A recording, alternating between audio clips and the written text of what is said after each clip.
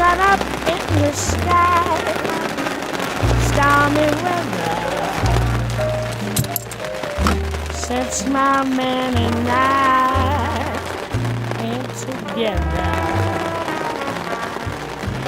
keeps raining all the time.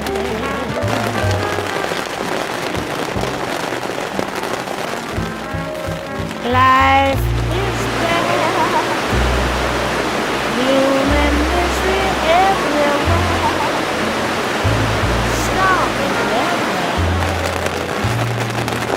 just can't get my poor self together.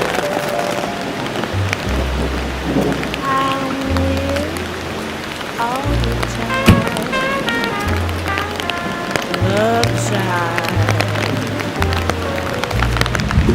so weary all the time.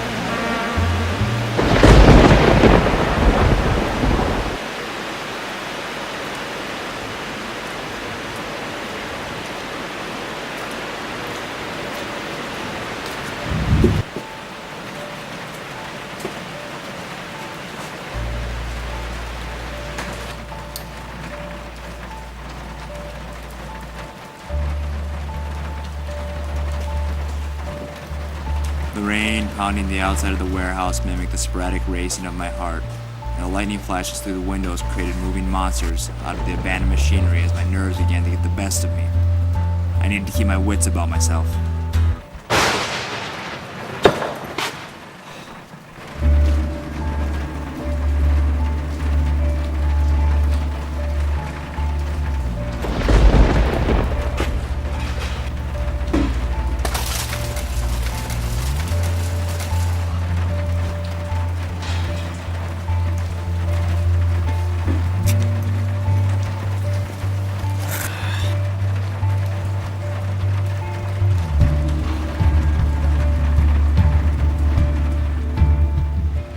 What am I doing here?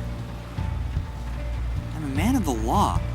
And here I am blackmailing a man for all he's worth with information his very own wife has given me?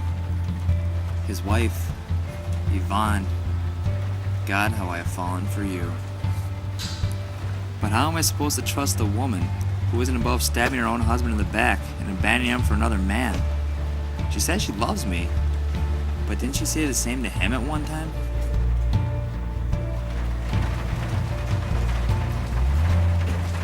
Right, Silva.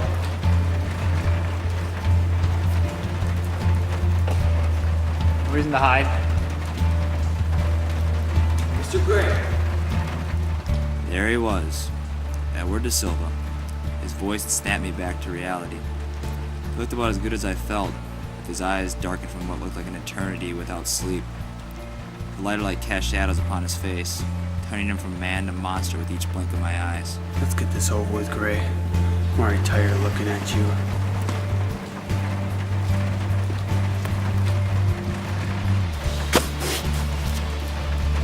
Let's keep this civil, Ed. That's no reason why we can't be friends after our business is done here.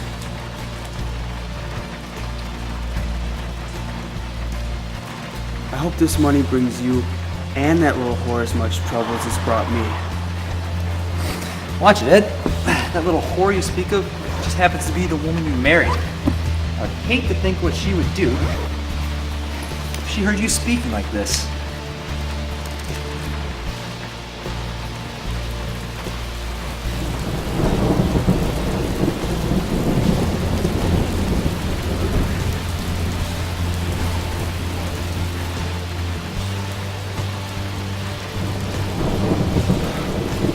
I know she helped you with this little scheme of yours. And you both will pay more than money for what you've done. Now, do you have it? Of course, Ed. Everything seems to be in order here, and unlike some people in this world, I'm a man of my word.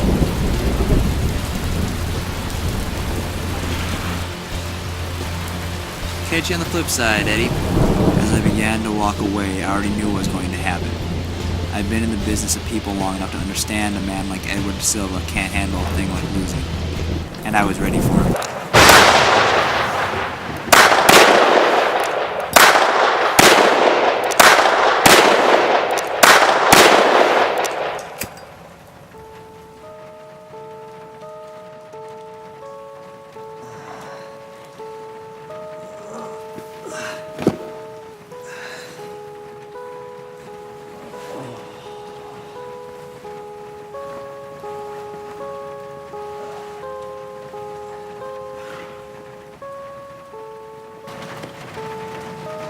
Ed, looks like you shot down the shooting range a couple more times.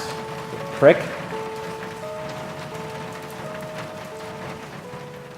The wound burned in my arm like a bad memory, but it was a small price to pay for what I now held in my hand, and the woman I'd be holding in my arms later on tonight.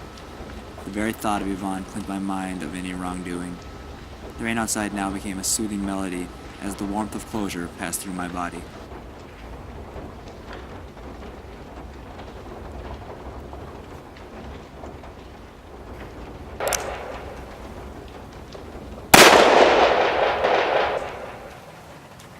The bullet tore through my chest as the very action tore through my heart.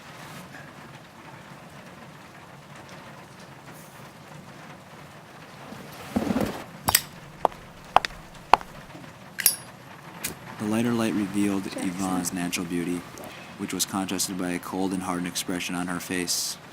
The words she spoke sounded recited. I felt like they belonged not on her glistening lips, but written on a note somewhere far away. For this, I am truly sorry. It's nothing personal. It's just the wrong man on the wrong investigation. And I treasured our time together, I really did. But in the end, you gotta look out for number one. The look on her face was a far departure from the warm smile I had come accustomed to, and the tone of voice was no longer filled with joy and on the brink of laughter as it always had been before. A kiss on the forehead was salt in an open wound. She had used me. If she had really cared, I wouldn't be on my back drowning in my own blood. I know because I would have never done this to her. She had got me to kill her husband and hand her all of his money, and I had done it with a smile on my face.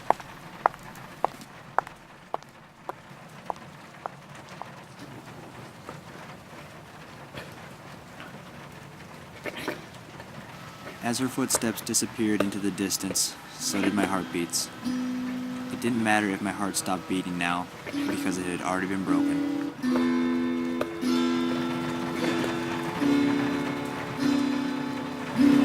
Come with me, my love,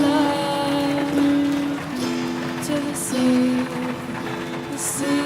of love.